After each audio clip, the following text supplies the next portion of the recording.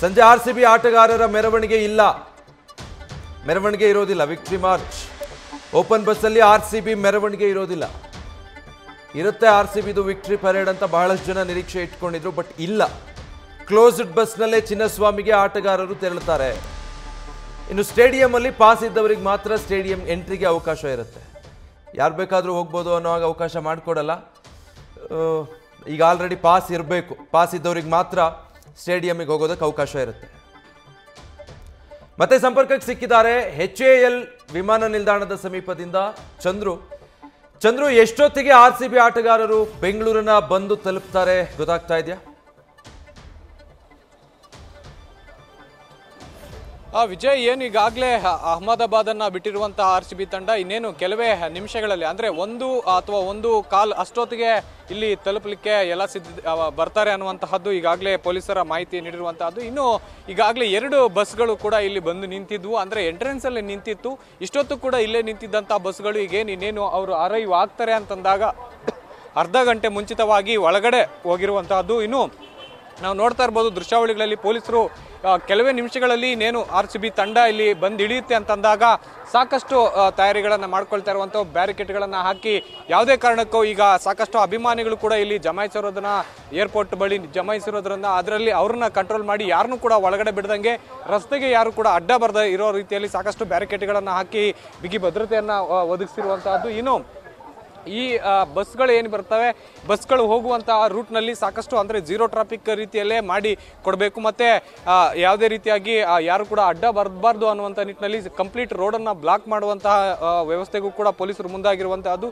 ಇನ್ನು ಇಲ್ಲಿನ ಅಭಿಮಾನಿಗಳು ಕೂಡ ಅಷ್ಟೇ, ಯಾರಾದರೂ ಸಡನ್ ಆಗಿ ಅಡ್ಡ ಬಂದು ಬಸ್ಗೆ ಬರುವಂಥ ಏನೋ ಇರುವಂಥ ಚಾನ್ಸಸ್ ಇರುತ್ತೆ. ಹೀಗಾಗಿ ಯಾರನ್ನು ಕೂಡ ಒಳಗಡೆ ಕೂಡ ಬಿಡದೇ ಇರೋ ರೀತಿಯಾಗಿ ಈಗಾಗಲೇ ಬ್ಯಾರಿಕೇಡ್ಗಳನ್ನು ಅಳವಡಿಸಿರುವಂತಹದ್ದು. ಇನ್ನು ಬಸ್ಸು ಕೂಡ ಹೋಗುವಂಥ ಅಂದರೆ ಸೀದಾ ಇಲ್ಲಿಂದ ತಾಜ್ ವೆಸ್ಟ್ ಎಂಡ್ಗೆ ಹೋಗ್ಲಿಕ್ಕೆ ಎಲ್ಲ ವ್ಯವಸ್ಥೆಯನ್ನು ಕೂಡ ಇಲ್ಲಿ ಮಾಡಿರುವಂತಹದ್ದು. ಕೆಲವೇ ನಿಮಿಷಗಳಲ್ಲಿ ಅಂದರೆ ಇನ್ನು 1 ಗಂಟೆಗೆ ಫ್ಲೈಟ್ ಲ್ಯಾಂಡ್ ಆಗುವ ಎಲ್ಲ ಸಾಧ್ಯತೆ ಇರುವಂತಹದ್ದು. ವಿಜಯ್, ಚಂದ್ರು, ಅಲ್ಲಿ ಅಭಿಮಾನಿಗಳು ಬಹಳ ಕಾತರದಿಂದ ಕಾದು ನಿಂತಿರೋ ಹಾಗಿದ್ದಾರೆ.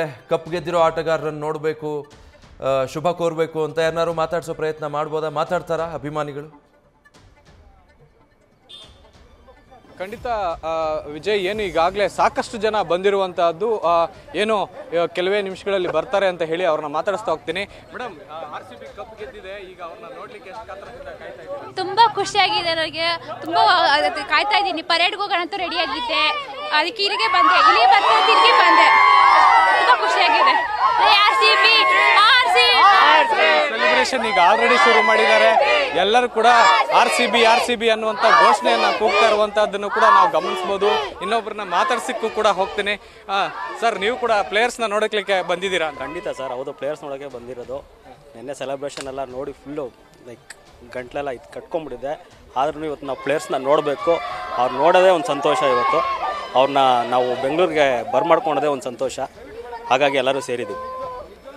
ಸಾಕಷ್ಟು ಇಲ್ಲಿ ಅಭಿಮಾನಿಗಳು ಒಂದು ಈಗ ಸಂಭ್ರಮಾಚರಣೆಯಲ್ಲಿ ತೊಡಗಿರುವಂತಹದ್ದು. ವಿಜಯ್, ಏನು ಎಲ್ಲರೂ ಕೂಡ ಅಂದರೆ 18 ವರ್ಷದ ಹಸಿವು ಏನಿತ್ತು, ಆ ಹಸಿವು ನೀದಾಗ ಯಾವ ರೀತಿಯಾಗಿ ಖುಷಿ ಆಗುತ್ತೆ ಆ ರೀತಿಯಾಗಿ ಖುಷಿ ಇಲ್ಲಿರುವಂತಹದ್ದು. ಎಲ್ಲರೂ ಕೂಡ ಪೆರೇಡ್ ಆಗುತ್ತೆ ಅನ್ನುವಂತಹ ಒಂದು ಸಾಕಷ್ಟು ಆಸೆಯಿಂದ ಇದ್ರು. ಎಲ್ಲೋ ಒಂದು ಕಡೆ ಅದು ಆಗಲ್ಲ ಅಂತ ಆದಾಗ ಸ್ವಲ್ಪ ಮಟ್ಟಿಗೆ ಬೇಸರ ಆಗಿ ಕೂಡ ಕೆಲವೊಬ್ಬರಿಗೆ ಮಾತ್ರ ಪಾಸ್ ಸಿಗುತ್ತೆ, ಎಲ್ಲರಿಗೂ ಕೂಡ ಸಿಗಲ್ಲ. ಆದ್ರೂ ಇಲ್ಲಿಂದಾನೇ ನಾವು ಪ್ಲೇಯರ್ಸ್ ಅನ್ನ ನೋಡ್ತೀವಿ ಅನ್ನುವಂತಹ ಹಂಬಲವನ್ನ ವ್ಯಕ್ತಪಡಿಸ್ತಾ ಇರುವಂತಹದ್ದು RCB ಅಭಿಮಾನಿಗಳು. Vijay, okay, thank you Chandru. News first, ನಿರ್ಭೀತಿಯಿಂದ ನಿಮ್ಮ ಪರವಾಗಿ.